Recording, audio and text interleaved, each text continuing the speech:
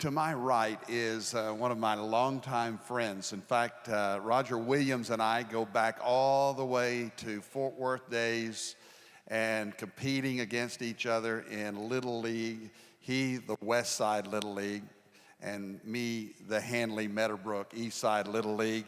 And then later on as high school competitors, he was a West Side guy, Arlington Heights, and I was Eastern Hills. And we got to know each other as competitors, and over time, especially in the last 10 or 20 years, Roger, we've reconnected, and our lives have been meshed together as you became a successful businessman. You know, after high school, Roger went on to TCU, where he got his degree, played baseball, and was all-decade team with the Frogs. He was signed by the Atlanta Braves coming out of TCU, and an injury ended his career. Went back, coached TCU baseball, and began a business career in Fort Worth, right there in our old hometown, Roger. And a few years ago, he was appointed Secretary of State by our Governor Perry. And now he is Congressman representing Tarrant County, our beloved Tarrant County, but beyond Tarrant County, all the way down to the Hill Country. And it's really great, Roger, just seeing your career, and I believe your calling in life as you have listened to God's voice. Welcome to Prestonwood. Would you welcome Roger Williams, Congressman and friend? Well, I've been wanting to get you over here for a while, Roger, and of course circumstances kind of made this an urgent appeal from me to you to come and speak to our people, because about 3 weeks ago, we're all familiar with the Washington or the Virginia shooting, the Washington, D.C. area shooting, where Republican ball players, in fact, Roger's the coach of the team. He can still play a little bit, I think. And he was the coach of the team, and the shooter assaulted them. And, well, Roger, you tell us what happened. You were right in the middle of it. Yeah. Well, first of all, I want to thank you for having me here. And I look at Jack and all the great things he's done. I can't help but think when we were growing up, the idea of me serving in Congress and the idea of you being a pastor would have never shown up on anybody's radar screen. So anybody can be anything. Well, thank you for your friendship and what you do. You know, the event 3 weeks ago was a tragedy. It shows kind of where the world is right now, where our country. But you know, it was a day that we were getting ready for the Congressional Baseball Game, which is a charity event they've had for 110 years in Washington, raise over $1 million for charity. But we practice every morning at this facility at the YMCA in Alexandria, Virginia, 7 till 8 or 6:30 till 8 o'clock every morning. And this particular morning, it was the day before the game, and we had 25 congresspeople, we had 15 aides, and we had two Secret Service agents that were there because Congressman Scalise was there because he's in leadership, so he gets that.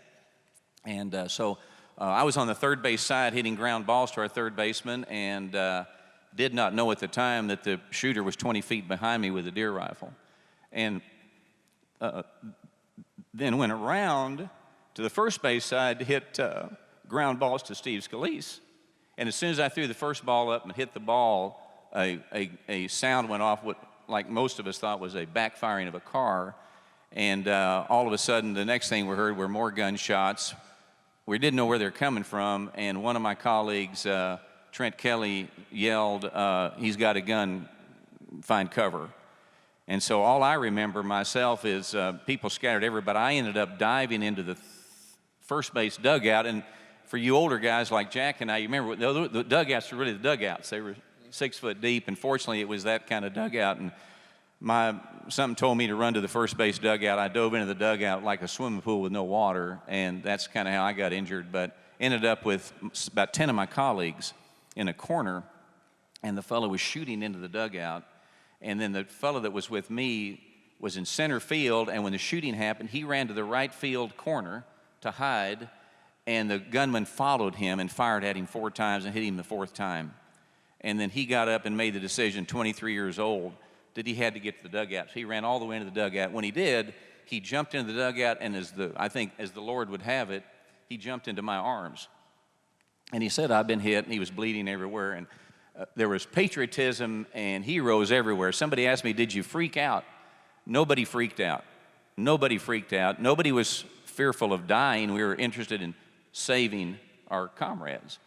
And so anyway, one of my colleagues ripped his belt off of his baseball pants, and we put a tourniquet around Zach to help that bleeding and so forth. It lasted about 10 minutes, but we found ourselves begging to hear sirens. If we knew we could hear sirens, we knew help was coming. But this gunman fired 60 rounds of the deer rifle before the Secret Service could locate him and begin to fire back with their pistols. And we honor the blue today. And without the blue and without the thin line, the thin line, the blue thin line, there's no question in my mind there would have been 25 dead congressmen. But it didn't happen.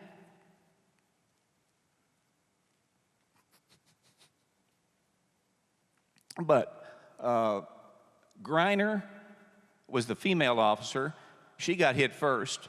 She never quit firing at this guy. He was on the third base side behind trees trying to work his way around to the first base side so to put everybody in this dugout. But they kept him from doing it. And Officer Bailey, we believe, was shot 5 times in the chest. He had a bulletproof vest on, but he never quit firing. And so forth. And so after 10 minutes, it was over with. And the police were yelling for us to get out of the dugout. We didn't want to get out of the dugout because we didn't know who they were. So but finally they came in their uniform and got us and put us in a holding area and got Congressman Scalise off the field, who was shot in the hip. He's still in the hospital. We're praying for him every day to make his comeback, which he will. My aide got released shortly several days later, and kind of a cute scenario of that was we were on TV quite a bit, and he was always wearing a Houston Astro hat. So shortly, we were on Good Morning America or something, and Reed Ryan, Nolan's son, called me, said, I saw you on TV. Is he from Texas? I said, he is. And I said, he had an Astro shirt on when he got shot. He's your best fan. He said, well, give me his number because we want him to throw the first pitch out July 1st against the Yankees, of which he did, but he threw it in the dirt, and we got to work on that. But that was something else. And then the other young man that got shot 4 times, he's been released. I'm doing better. And we're just thankful for God. And, you know, when you're in that kind of scenario, which our officers are many times, you're preserving yourself and you're not fearful. But the scripture that came to me during this time was Ephesians, the armor of God. Kept coming around. And so forth. So it changed my life. But without the Secret Service officers, if they had not been there that day, the day before, Representative Scalise was not there because he had a meeting, and if this gunman would have come the day before, it would have been a lot different story. All we had was bats and balls. We had made our decision that if he came around, got to the first base side, and tried to come in the dugout, we would charge him and hope for the best. But it was a life-changing experience, and so if there's ever a question of anybody out there who's in charge, you know, we're responsible for things, decisions, but there's one person in charge, it's God, period. Game over. And he was in charge that day, and at the end of the day, the good guys won and the bad guy lost.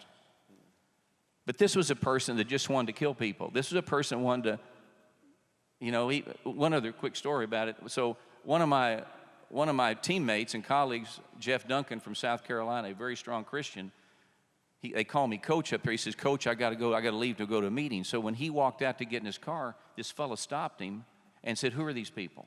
And he said, it's a congressional baseball team practicing. Are they Republicans or Democrats? I mean, that's just what he said. And he said, they're Republicans. Well, he was talking to the shooter and didn't know it. He got in his car and went, and that's how it started. But it's a life-changing experience, and one that it's just changed my life and reminded me that God's in charge. Amen. And as a result of, I know this is life-changing, and it's clear it's very emotional for you, and rightfully so. And please pray for Roger and all these guys, because you can only imagine. I mean, that's like post-stress syndrome kind of thing, because you're living with this now, and I'm sure you hear it in your head. And we're praying for you as you recover and your emotions, and because you're a great leader, Roger. And I know you have a message for America and why you ran for Congress and how you feel about our country. Why don't you share that with our folks? Well, I never planned on being a congressman. That was never anything I wanted to do. But I did run in 2012. I see Matt there, my friend. And I just ran because I didn't, at the time, think anybody on either side of the aisle was fighting for small business people, for working people. I just didn't believe that. So I said, I got to run for Congress. Yeah. I think I called you, and you helped me pray through it. And so I won. And, you know, I think we live in the greatest country in the world. I think all of us believe that. There is no doubt. There's room for improvement, always, right? Yeah. Yep. But I tell people in Washington that I believe America is the greatest country in the world, and I also believe Texas is the greatest state in America. Yeah. So if America's the greatest country and Texas is the greatest state, Texas is the greatest place in the world. And Fort Worth's the greatest town. Fort Worth's the greatest town. And Dallas. But look, America is the greatest country. We don't see people getting on boats leaving America, do we? People come to America because, like the Statue of Liberty, if you know the Statue of Liberty, it faces out, it doesn't face in. It faces out because it welcomes everybody to realize the American dream. My concern for our country is that we're not teaching people history. They don't know history. There's so much anger in our country right now, for whatever reason. And they've got away, I believe, in many cases, from God-fearing behavior and realizing, again, who's in charge. So all of us, not everybody's going to be where Jack is. Not everybody's going to be serving in the United States Congress, but we all can do our part to touch hearts and souls and minds and be proud that we live in this great country and the opportunities it gives us. But it does begin with God.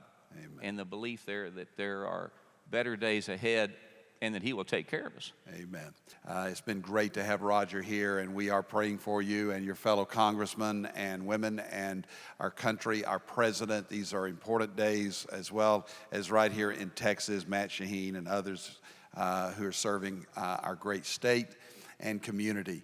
But let's express our appreciation to Roger for his service and pledge our prayers to Roger Williams. Thank you, buddy.